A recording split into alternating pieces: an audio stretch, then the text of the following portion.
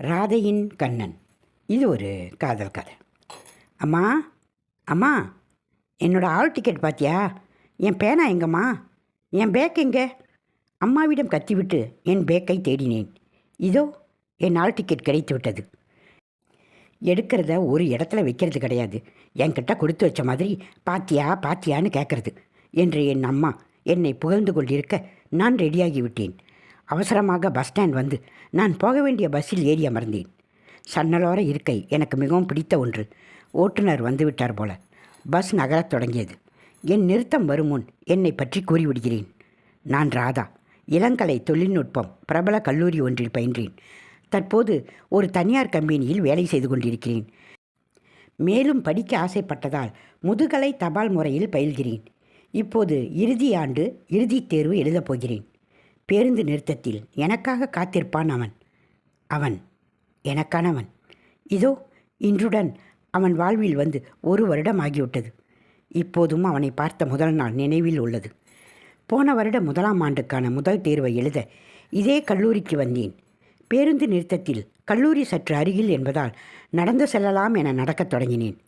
சிறிது தூரம் சென்ற பின் தான் உணர்ந்தேன், 2 ஆடவர்கள் என் பின்னால் வருவதை. என் மனதில் பயம் ஒட்டி கொண்டது. அது அதிக ஆள் நடமாட்டம் இல்லாத பகுதி. நான் நடையின் வேகத்தை கூட்ட அவர்களும் வேகமாக பின்தொடர்ந்தார்கள். பயத்தில் கால்கள் பின்ன நடந்தபோதுதான் என் அருகே ஒரு பைக் வந்து நின்றது. அதில் என்னை விட 4-5 வயது அதிகமானவன் அமர்ந்திருந்தான்.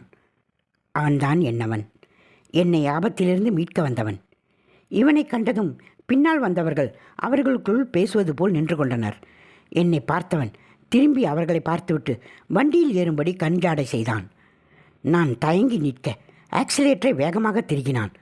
அப்போதும் அப்படியே நிற்க திரும்பி என் கண்களை ஒரு பார்வை பார்த்தான். அந்த பார்வையின் அர்த்தம் இன்று வரை எனக்கு புரியவில்லை. அவன் பார்வையில் அமைதியாய் பைக்கில் ஏறி அமர்ந்தேன். வழியில் எதுவும் பேசவில்லை. மேடு பள்ளத்தில் செல்லாமல் சீரான வேகத்தில் வண்டியை பார்த்து ஓட்டினான். 5 நிமிடத்தில் கல்லூரியை அடைந்தோம். என்னை பார்த்து சிறு புன்னகையோடு ஆல் த பெஸ்ட் என்றான். நான் தேங்க்ஸ் என்று கூறியவுடன் சென்று விட்டான். எனக்கு அவன் யார் என பெரிய குழப்பம் உண்டாக அதை ஒதுக்கி வைத்துவிட்டு தேர்வு எழுதச் சென்றேன். தேர்வை எழுதிவிட்டு வெளியே வர கண்கள் தானாக அவனை தேடியது. ஏமாற்றமே மிஞ்சியது. அவனை காணவில்லை. அவன் வரமாட்டான்.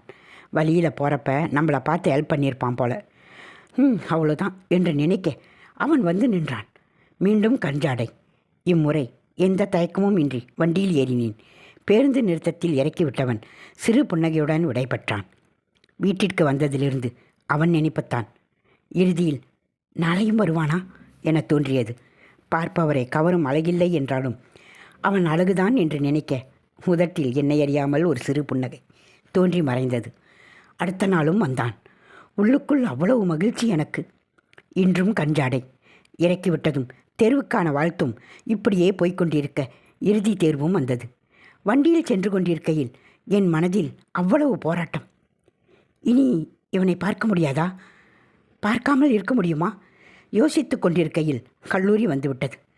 இறங்கியதும் அவனை பார்த்து இன்னைக்கு லாஸ்ட் எக்ஸாம் என்றேன். ஆல் த பெஸ்ட் என்று மாறா புன்னகையுடன் கூறி சென்று விட்டான். எனக்கு அழுகையும் கோபமும் ஒரே நேரத்தில் வந்தது. தேர்வு முடிந்த பின் வந்து நின்றான். அவனுடன் செல்லக்கூடாது என மூளை சொன்னது. ஆனாலும் மனது அதற்கு முன் அவனிடத்தில் சென்று விட்டது. திரும்பி போகையில் வேறு வழியில் சென்றான்.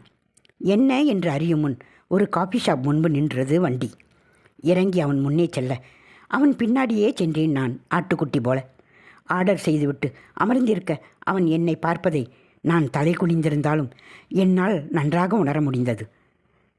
ராதுமா என்றான் மெதுவான குரலில். அவன் அழைப்பில் வேகமாக நிமிர்ந்து அவன் முகம் நோக்கினேன். என் பெயர் உங்களுக்கு எப்படி தெரியும் என்றேன். அவனுக்கே உண்டான சிரிப்புடன் உன்னை பற்றி எல்லாமே எனக்கு தெரியும். உனக்கு என்னை பற்றி தெரியுமா என்றான். இல்லை என்று தலையை இடது வலதுமாக ஆட்டினேன். நானும் உன் ஊர் தான் என்றான். என்ன என்று ஆச்சரியமாக பார்த்தேன். சின்ன சிரிப்புடன், நீ முதல் நாள் வரும்போது பஸ் ஸ்டாண்டில் வச்சு பார்த்தேன். பார்த்துக்கிட்டே இருக்கணும் போல தோணுச்சு எனக்கு. ஏதோ ஒன்று உன்கிட்ட இருந்து என் பார்வையை எடுக்க முடியல. உன் பஸ் கிளம்பிடுச்சு. நான் என் ஃப்ரெண்டை விடத்தான் இங்கே வந்தேன். கிளம்பும்போது உன் பின்னாடி 2 பேர் ஃபாலோ பண்ணுறத பார்த்தேன்னா கோபம் வந்துருச்சு எனக்கு. என கூறும்போதே கோபம் வர கையை மடக்கி சமன்படுத்தினான். அதான் வந்து உன்னை இறக்கி விட்டேன். அப்படியே போனான்னு தான் நினச்சேன். ஆனால் முடியல. ஓரமாக நின்று நீ வந்ததும் பார்த்துட்டு போகலாம்னு நின்றுக்கிட்டு இருந்தேன் என்றான். நீ வந்ததும் என்னை தேடினதை பார்த்ததும் நான் இந்த உலகத்திலேயே இல்லை தெரியுமா. ரொம்ப சந்தோஷமாக இருந்துச்சு. அதான் உன் முன்னாடி வந்தேன். உன்னை எக்காரணம் கொண்டும் இழந்துடக்கூடாதுன்னு நினைக்கிறேன் ராதுமா என்றான். என் முகத்தில் உள்ள குழப்பத்தை கண்டவன், உன் வீட்டில் எதுவும் சொல்லுவாங்கன்னு டென்ஷன் ஆகாத, நான் என் வீட்டில் பேசிட்டேன் என்றான். என்ன, உங்கள் வீட்டில் பேசிட்டீங்களா? என்ன பேசுனீங்க? பதறினேன். என் பதட்டத்தை கண்டு சிரித்தவன், உன் அப்பாவோட ஃப்ரெண்டுக்கு தெரிஞ்ச பையனாக அறிமுகப்படுத்திக்கிட்டேன். என்னை பற்றி உங்கள் வீட்லேயும் எங்கள் வீட்லேயும் இருக்கிறவங்கக்கிட்ட நல்லா தெரியும். அவங்களுக்கும் என்னை ரொம்ப பிடிக்கும். எந்த அளவுக்குன்னா அவங்க பொண்ணை நான் கல்யாணம் பண்ணிக்கிறேன்னு சொன்ன உடனே ஓகே சொல்லிடுவாங்க என்று கூறி கண்ணடித்தான். எனக்கு வெட்கம் பிடுங்கி தின்றது. இப்போது முடிவு உன் கையில் என்றான். இன்னும் 1 வருஷம் இருக்குது. படிப்பு முடிஞ்ச அப்புறம் தான் கல்யாணம் என்றேன் வெட்க புன்னகையுடன். அப்போது அது வரைக்கும் என்று இழுத்தான். அது வரைக்கும் என்று குழப்பமாய் பார்த்தேன். லவ் பண்ணலாம் என்றான் ரகசிய குரலில்.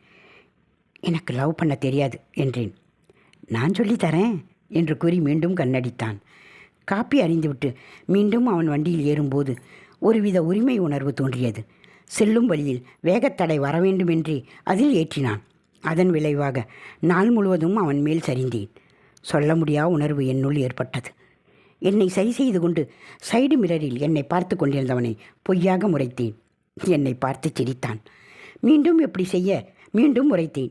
பின் எனது வலது கையால் அவன் தோள்பட்டையை பற்றி கொண்டேன். அதை உணர்ந்தவன் சீராக வண்டியை செலுத்தினான். நாட்கள் ஓட இதோ 1 வருடம் ஆகிவிட்டது. எங்கள் குடும்பத்திலும் பச்சை கொடி காட்டிவிட்டனர். நான் இறங்கும் இடம் வந்துவிட்டது. என் கண்கள் வழக்கம் போல அவனை தேடின. இதோ என்னை நோக்கி வண்டியில் வருகிறான் அவன்.